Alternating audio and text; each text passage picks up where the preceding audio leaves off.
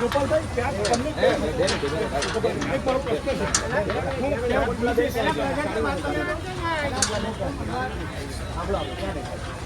એમને બોલાવીએ એ મનોજભાઈ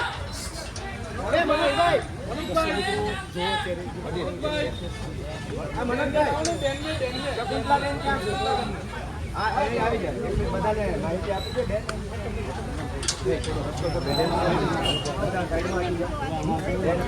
મળીને આવ્યા આવા દો ભાઈ રસ્તો આગળ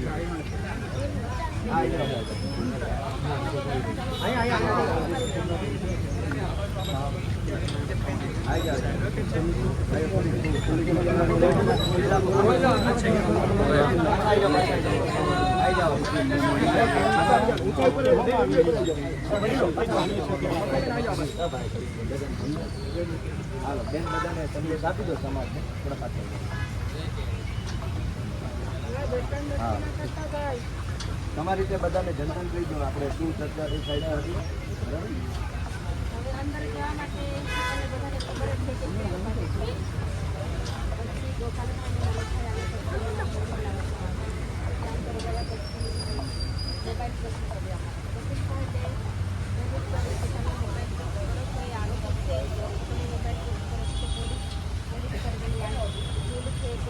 હવે અમને પતિને મળવા માટે અંદર ગયા તો અમારો મોબાઈલ લેવાની જરૂર નથી એ લોકોની, છતાં પણ અમે આપણે અંદર બેસીને ફરી પાછી આપણી વાતચીત કરીએ ત્યારે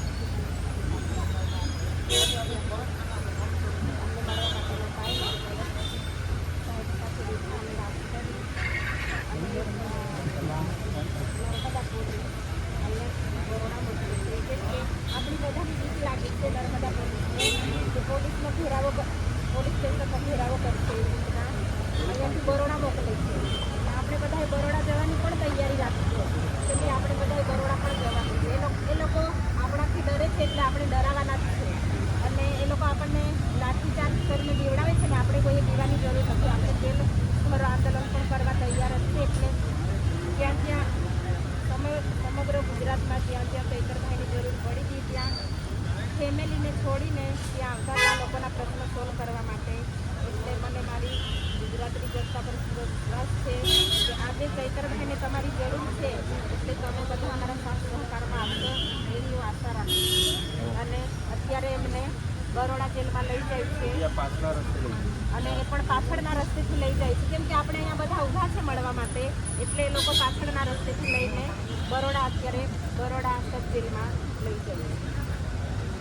તો મેન દર્શક મિત્રો ખાસ કરી વાત કરવામાં હું વડોદરાથી સ્પેશિયલ અત્યારે આવ્યો છું. ઇસે મીડિયા તરીકે નહીં એક માણસાઈ તરીકે, કારણ કે મને ખબર છે અત્યારે કે ચૈતરભાઈ વસાવા જે છે અત્યારે તે સાચા માટે તમે સમજી શકો. મુખ્ય વાત એ છે કે આ જે આખો કેસ છે એ આખો કેસ ઉપજાવી કાઢેલો છે. પોલીસે ચેતરભાઈના 5 દિવસના રિમાન્ડ માંગ્યા હતા પણ ગોપાલભાઈ ઇટાલિયા અને આપણા વકીલ મિત્રોએ જે રજૂઆત કરી અને આખા કેસની અંદર જેમ નાટકો લખતા હોય સ્ક્રિપ્ટ લખતા હોય એ રીતે FRI લખી છે ત્યારે જજ સાહેબને પણ આ વાત યોગ્ય લાગી કે ચેતરભાઈ ઉપર જે કેસ કરવામાં આવ્યો છે એ તદ્દન ખોટો છે. એટલે એમના 5 દિવસના જે રિમાન્ડ હતા એ નામંજૂર કર્યા છે. જે આરોપ લગાવ્યો છે એ આરોપ તદ્દન પાયાવિહોણો છે. એ કોર્ટે પણ માન્ય રાખ્યું છે. એટલે કે સત્યની જીત થઈ છે. રિમાન્ડ નામંજૂર થયા એ આપણી પહેલી જીત છે.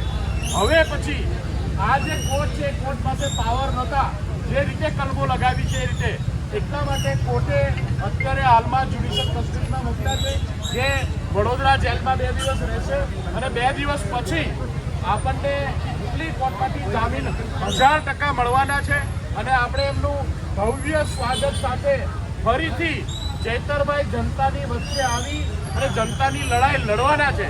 ચેતરભાઈની સાથે જે રીતે આપ સૌ આદિવાસી સમાજ ગુજરાતની જનતા ઊભી છે આપણને ગર્વ છે કે ચેતરભાઈ વસાવા જેવો યુવાન આજે ગુજરાતની જનતા માટે લડે છે. એક વખત નહીં 1000 વખત પણ આવી જેલમાં જઈશું, પણ સત્યને ઝૂકવા નહીં દઈએ અને સત્ય માટે હંમેશા લડીશું. હું ચેતરભાઈના પરિવારને, ચેતરભાઈના તમામ સાથી મિત્રોને અભિનંદન આપું છું કે જનતાની જે લડાઈ તમે લડો છો એ લડાઈ માટે આમ આદમી પાર્ટી અને ગુજરાતની જનતા આપ સૌ માટે ખૂબ ખૂબ આભારી છે અને સૌને અભિનંદન આપે છે. હવે અહીંથી આપણે બધાએ પોતપોતાના ઘરે જવાનું છે.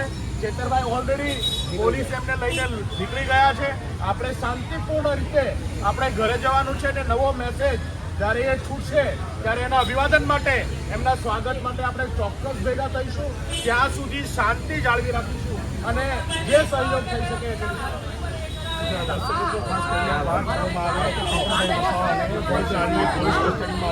વાત કરવામાં આવે તો ચેતરભાઈને હાલ અત્યારે વડોદરાની જેલમાં જે લઈ જવામાં આવ્યા છે.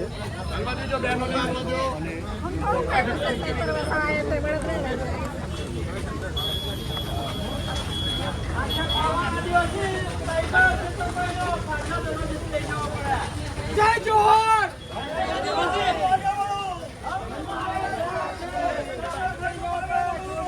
તમારે સાથે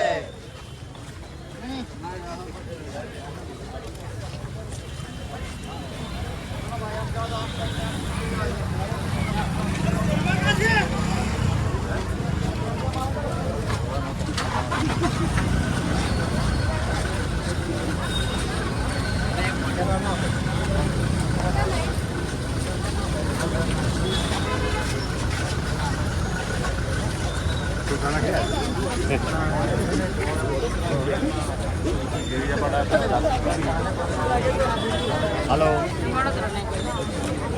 અરે મીટિંગમાં જ છે અમે લોકો એને આ બહુ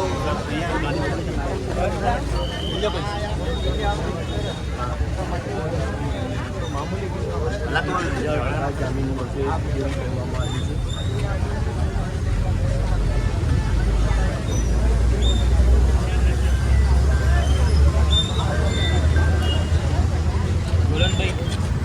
આ બાજુ વધે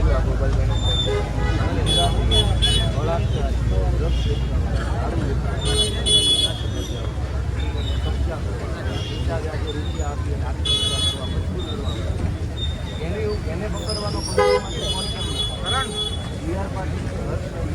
ક્યારે એવો ફોન કેમ નથી કરતા કે આ ડ્રગ્સ માફતો એ બંનેને કેમ એવું લાગે છે બેદર વસાવાને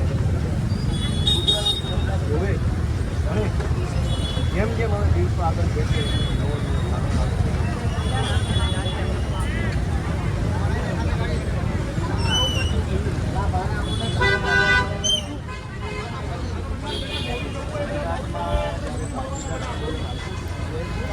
ત્યારે હાર્દિક પટેલ રાત બોલી બોલી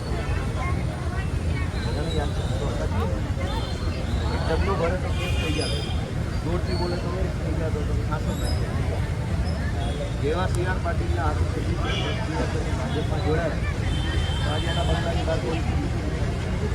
એનો અર્થ એવો છે કે ગુજરાતમાં બે કાયદા, એક ભાજપ માટેનો કાયદો અને એક આમ જનતા માટે. ભાજપનો કાયદો એવો છે કે ભાજપમાં જોડાઓ, બળાત્કાર કરો, ડ્રગ્સ વેચો, દારૂ વેચો, જમીન પચાવો, કોઈ વાંધો નહીં, પાર્ટી બચાવી નોકરી બચાવી. જો ભાજપમાં નથી તો તમે જોરથી ફાંસી ખાશો તો પોલીસ તમને પકડી જાય. આ ચેતરભાઈ વિરુદ્ધમાં આરોપ કાચનો ગ્લાસ નહીં એવો આરોપ, કાચનો ગ્લાસ આરોપ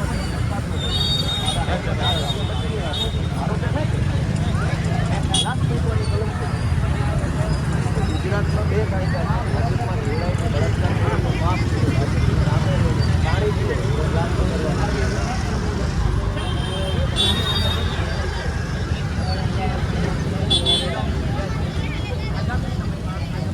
આવે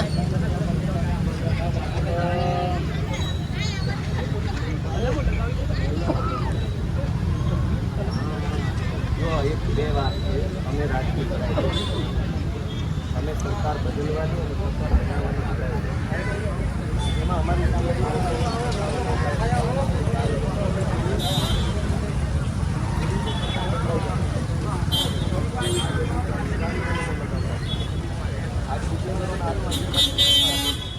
પોલીસે મજબૂરી કેટલું કરવાનું માંગ રાખ્યું એ દિવસે મારા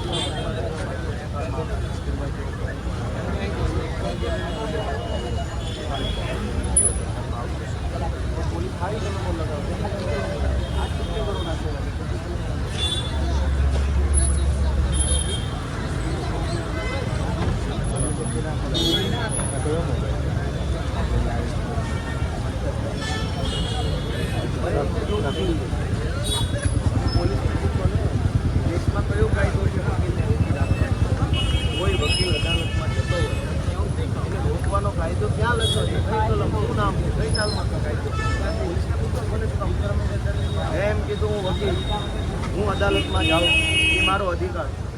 પોલીસ કોણ છે મને પૂછવાવાળા કે કોના વકીલ છે કોના નથી. હું ગમે એનો વકીલ છું. હું આરોપીનો વકીલ છું, હું ફરિયાદીનો વકીલ છું, હું સાક્ષીનો વકીલ છું, હું પંચોનો વકીલ છું. પોલીસને શું લેવા દેવા? એવું કોણે એને હક આપ્યો પૂછવાનો કે પૂછે કોના વકીલ છે? અને અદાલત કોની છે? ભાજપની અદાલત છે કે સરકારની અદાલત છે? અને વકીલ અદાલતમાં નહીં જાય તો હવે ક્યાં જશે? પોલીસ સ્ટેશને આવવા દેતા નથી, મામલતદાર ઓફિસે આવવા દેતા નથી, પ્રાંતમાં પૂછવા દેતા નથી, સડકો પર ઊભા રહેવા દેતા નથી, અદાલતમાં જઈએ તો ત્યાં આવવા દેતા નથી. તો જવાનું ક્યાં? બુટલેગરો પાસે કમલમમાં જવાનું? એ પ્રશ્ન તમે એમને પૂછો કે આ શું હાલે છે ગુજરાતમાં, આ કઈ અગ્નિ લાલા છે? જનતાની વિનંતી બધા હાથમાં જગાડે પોતાનું ત્યાં શું હાલે છે. ભોપાલ ઇટાલી અને ગુજરાતમાં કોણ નથી, છતાંય પોલીસ એવો પ્રશ્ન કરે છે કે તમને નહીં જવા દીધી. ભોપાલ શું છે? એડવોકેટ છે. વિસાવદરની જનતાએ જનપ્રતિનિધિ બનાવ્યો છે. બધાને ખબર છે, પછી કેવી રીતે રોકવાના? તમને ખબર છે કે ભાઈ રાજકીય સન્માનિત બંધારણનો હોદ્દો ધરાવતો વ્યક્તિ છે. તો ગુજરાતની જનતા વિચારે, ગુજરાતની જનતા પોતાના આત્માને પૂછે કે આ ભાજપના લોકો આ શું કરી રહ્યા છે, શું આ વ્યાજબી છે? તો આપણે આવું ગુજરાત જોઈએ છીએ કે જ્યાં વકીલને અદાલતમાં નહીં જવા દેવામાં આવે? તો એ મારી જનતાને અપીલ છે કે આવું વિચારો, આત્માને જગાડો અને જુઓ. ગોપાલભાઈ એને એક વકીલ પણ ફોજમાં આવ્યા હતા તે દરમિયાન પોલીસ દ્વારા અંદર નહોતા જવા દેવામાં આવ્યા, દંડવત પ્રણામ કર્યા અને હર્ષસંઘવીને ફોન કર્યો, ત્યારબાદ અંદર જવામાં એનો અર્થ તો એવો થયો ને કે હર્ષસંઘવી કાયદો ખિસ્સામાં નહીં કરે છે. એનો અર્થ તો એવો થયો. એટલે હવે અદાલતમાં જવાનું સંઘવી પૂછવાનું. કાયદા નામની કોઈ અસ્તિત્વ નથી. કાયદામાં લખ્યું હોય જવા દેવા તો જવા દેવાનું, ના પડે ના જવા દેવાનું. પણ હવે સંઘવી પૂછીએ, સંઘવી કહેશે તો જ જવા દેવાનો. એનો અર્થ તો એ થઈ ગયો કે કાયદાનું શાસન નથી, હવે લોકશાહી નથી, સંઘવીશાહી આવી ગઈ. ચાલો.